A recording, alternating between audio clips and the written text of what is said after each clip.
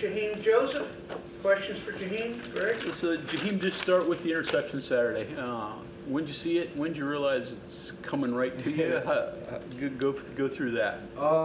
Honestly, it was a 3-by-1 set in the coverage we had called. I knew I had Ant on the backside helping me if I have any crossing routes. So I was just tracking my guy, and then I just seen the ball right there. So I was like, I got to make the play.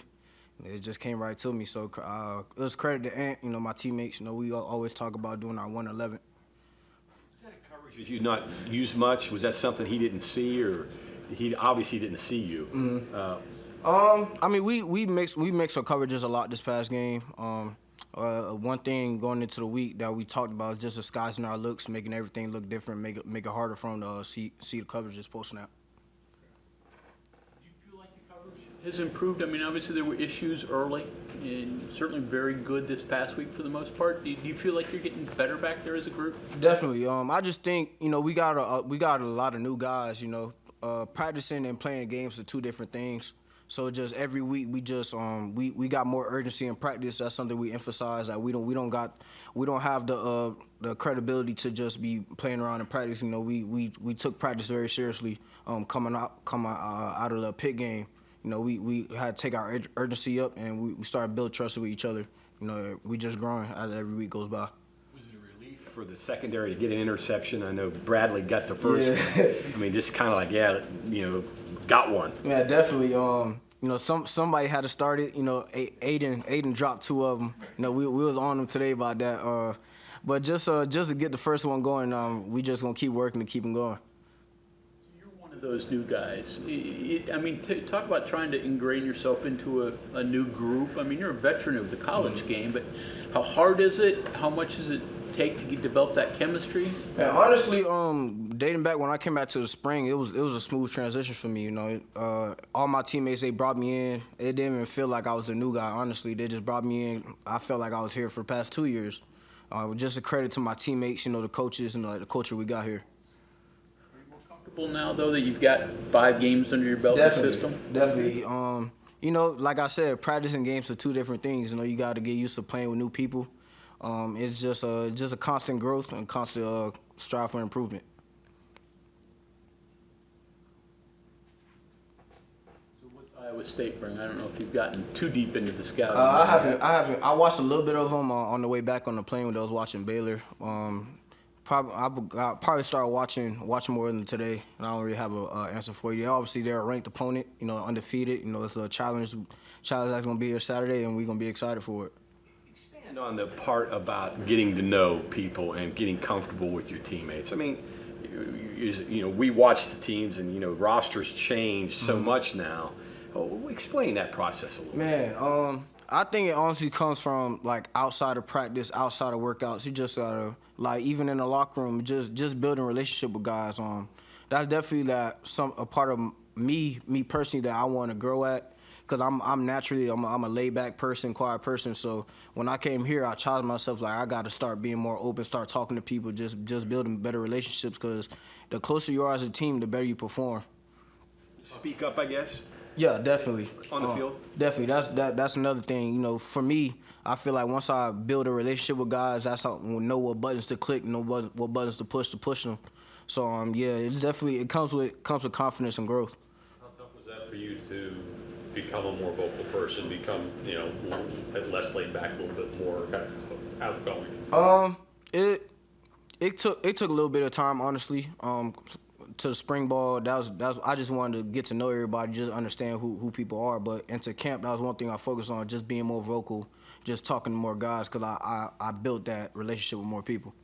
Is there any confusion when you go from one system to the other, that sometimes you do techniques you were taught in the other system that are different than the way they teach you here? Walk me through that a little bit. Man, honestly, spring ball was probably the hardest one for me, honestly, because I was in the same system for 4 years, so it's kind of like natural body movement to do the past things. But Shadon does a great job week in, week out, just being on top of everybody about their technique, about the fundamentals, about just doing what we're taught to do. So I just credit to him for always holding me accountable to everything. The secondary as a group, were you guys aware and hearing kind of what has been said during the hiccups earlier this season? And was Man. that more motivation? And how do you feel now? I mean, people say we don't look into it, but me personally, like, I see it all. Like, I take it as a grain of salt, honestly, because, you know, me being a fan myself for, like, the Dolphins, you know, I'll talk a little crazy about the Dolphins sometimes too, but, you know, it's just like Coach Leslie say, you know, Coach Brown always tells us, man, it's all about the people in this building. You know, we're not worried about the outside noise. We just got to attack every day, every opportunity we get, and just prepare to go 1-0 every week. Sounds kind of simple, but can it be a little complex too? I mean, you've got to make sure you get back to your spot, know where you're dropping, you're, you know, kind of on your own, maybe Yeah. doing something to hide things. Is that a little bit of a concern? That's one thing our coaches always tell us, like, don't let your disguise affect you from doing your job. So it's kind of like you got to put a little bit of work into it, but you got to understand the play call and just get to your work.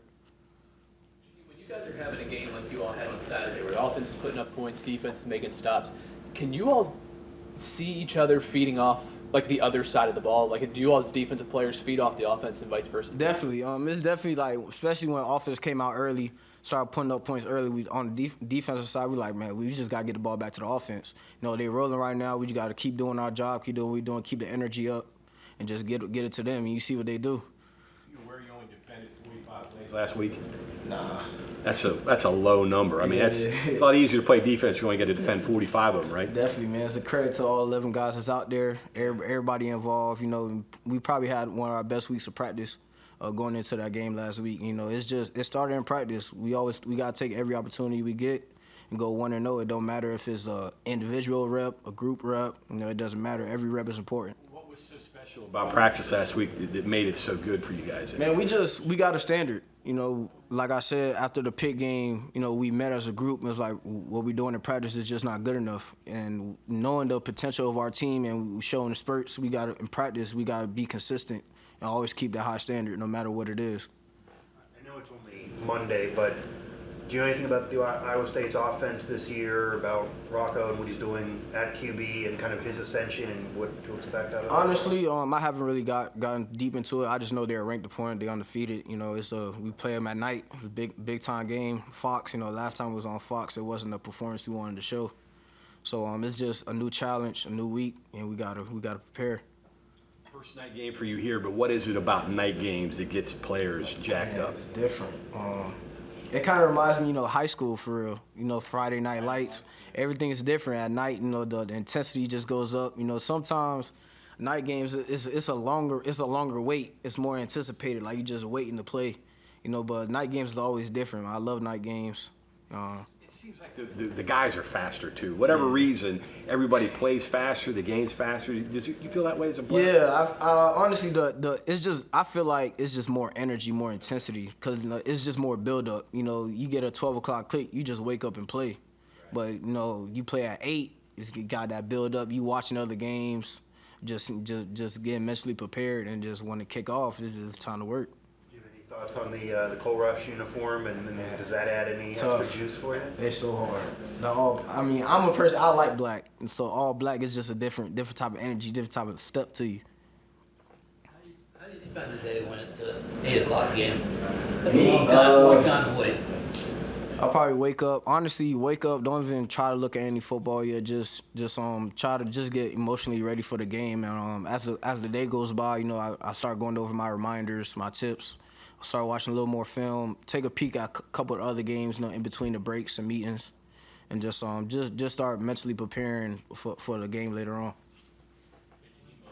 Backtrack for a second. You said you guys met as a defense after the Pitt game, just like what, before practice, after practice? Yeah, it was after I think a Monday practice. You know, Pitt. It was a hard loss to take. Honestly, probably one of the worst losses I took in my life.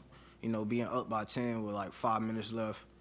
So like we knew we weren't playing up to our standard, so we had to come together. You know, no coaches, just players, and like we had to talk to each other. Like if we want to do what we want to do and go where we want to go, we gotta pick up the intensity in practice. You mentioned just familiarity and comfort back there in the back end, right? How does that affect the football? Like, what are you doing better, differently in the secondary because you're more familiar, more confident? It's just more trust.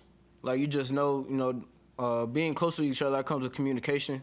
you know, when you build trust with each other, you understand, like, I know for a fact I can depend on him. He's going to be in the spot where he needs to be. So now when they run this certain route or they run this certain concept, I know he's going to be doing this job, so I don't got to too much try to overcompensate and try to do something that's not part of my job. A meeting like the one after the bid camp, how does that come about? Two guys talking, or?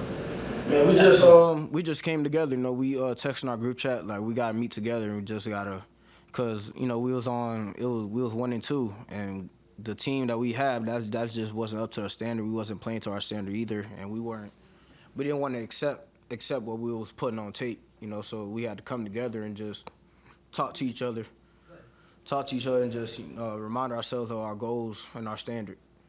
Who did the most talking in the meeting?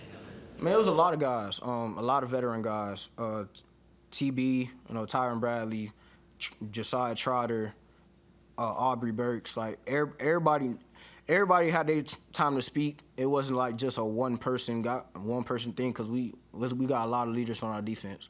Any one thing that somebody said stand out in your mind? And we got treated every day like it's a game. It's just Serious? Or was there maybe a guy got up there that like blew Tarski and said, was it one of those deals, or was it a serious deal? I just feel like we all had a good idea of what we needed to talk about. It wasn't like nothing like nobody screaming or anything. Like we all knew what we had to do, and we just take accountability. Was it blunt? Were the people just straight up saying what needed to be said, Yeah. not beating around the bush? Yeah, definitely. I honestly, the relationship we built with each other, like it's just we always gonna be real with each other, be blunt, cause it's this or that. At the end of the day, like we gonna win or we gonna lose. Did you say anything in that meeting? Because we talked earlier about you now being more of a vocal leader, but it's not natural for you. Did you speak up there? Not necessarily, honestly. I just wanted, cause I honestly knew what the meeting was gonna be about, and I knew what needed to be said. And like I said, we got a bunch of great leaders, and they just take it from there. Sometimes those meetings can be, contrived or not genuine. Obviously, this one you guys took it to heart, right? Yes, sir. Definitely, cause at the end of the day, the coaches can only do so much. We the guys out there, so we gotta execute. We gotta make the plays. Observation, it seems like corner safeties, you guys are playing the ball better in the air when you see it now. Is that right? And then where does that come from if that is right? And confidence. Coach Leslie always told us, like, we ain't got nothing to worry about. Just go out there and play fast. If we all good enough players to be on this stage, so we just gotta play with confidence and play fast.